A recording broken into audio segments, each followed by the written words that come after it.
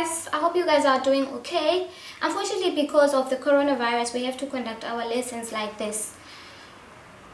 So to begin this class, I'm just going to jump right into it. We're going to start with chapter 7, which is health and wellness in the organizations. I have already sent you the slides for this chapter, so please go through the slides and also read the textbook in conjunction with the slides so that you can have a better understanding of what's happening in this chapter. It's not a complicated chapter, very simple, very easy. The main labor law that governs health and safety in the workplace is the Occupational Health and Safety Act.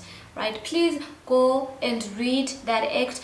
I have put information from that act in this section in your slides, but we have covered that in chapter 2, so go and read that act so that you can get a full understanding of this chapter. Okay, 3 main causes of accidents in the workplace. So the first one is chance occurrences, the second one is unsafe acts, and then the third one would be unsafe conditions. The chance occurrences are also known as freak accidents, and these are accidents that happen beyond the employee's control. And then the second one is unsafe conditions are the main causes of accidents in the workplace. So they include factors such as access to dangerous equipment, defective equipment, poor illumination or poor lighting, excessive noise, excessive heat, or excessive cold.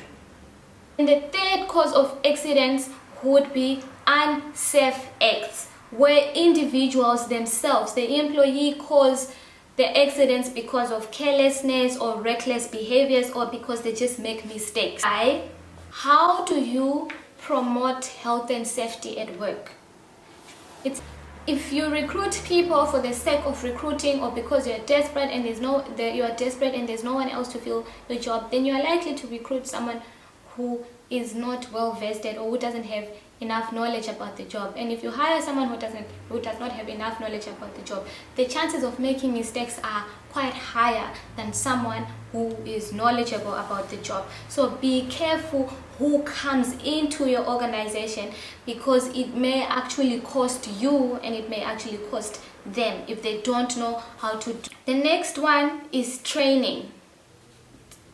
Training is important because this is how you then educate people on how they should carry themselves within the organization, how they are supposed to use certain equipment. You equip them to be able to actually do the job. If you have new machinery that you are using, or if you have started using a new system, it's important that people are aware of that system and how to make use of it.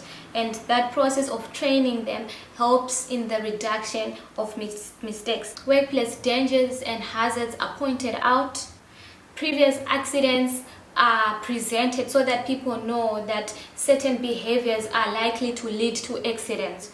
Everyone is aware of the health and safety rep within the organization, so that if something happens, they know exactly who to go to. Positive reinforcement as well also plays a part during training, where you reward people who generally engage in safe acts. Management support is important in that if management shows concern and if they're eager to be safe, their subordinates are likely to follow suit.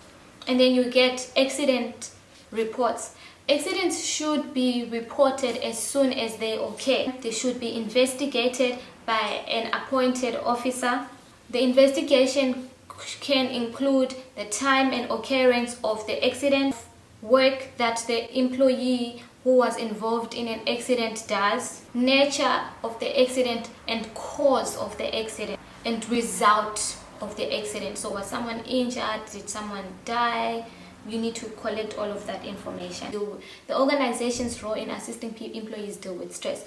So it's many ways in which organizations can assist their employees deal with stress, but I was just going to discuss a few mentioned in your book. The first one being preventative management. So it's important to ensure that the way you manage your employees doesn't actually lead them to stressful situations.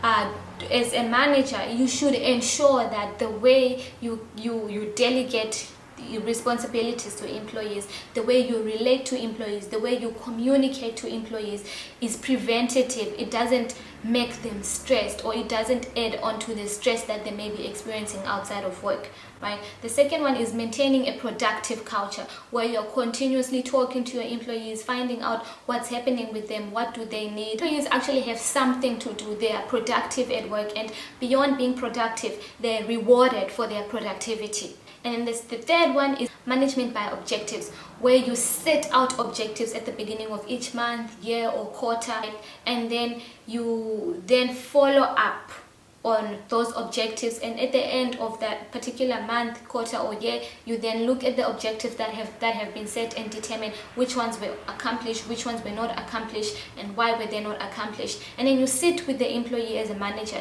to really help them figure out why they did not manage to accomplish objectives that have been set for them, and how they can be accomplished moving forward, and how you can assist them as their manager. Controlling the physical environment is another strategy of dealing with work from an organization's point of view. So the actual workplace, is it feasible for people to work?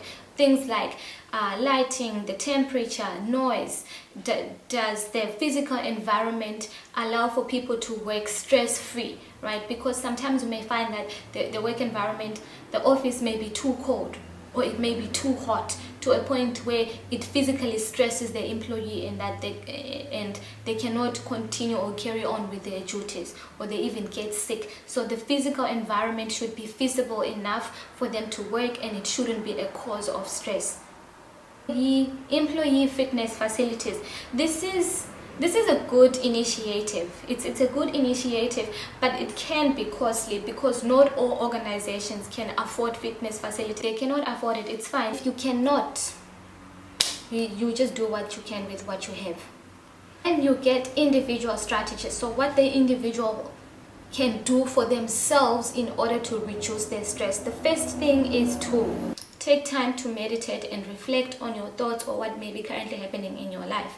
The second one is exercising, right? Eliminating the stressor. So if there's an actual person, if the stressor is an actual individual, then you may need to excuse yourself from that particular individual, or cut them out of your life if it's possible for you to. If not, then you may have a discussion with them to let them know that, listen, the way they're acting or their behavior is not sitting well with you, and it's a cause for your stress, and they need to stop.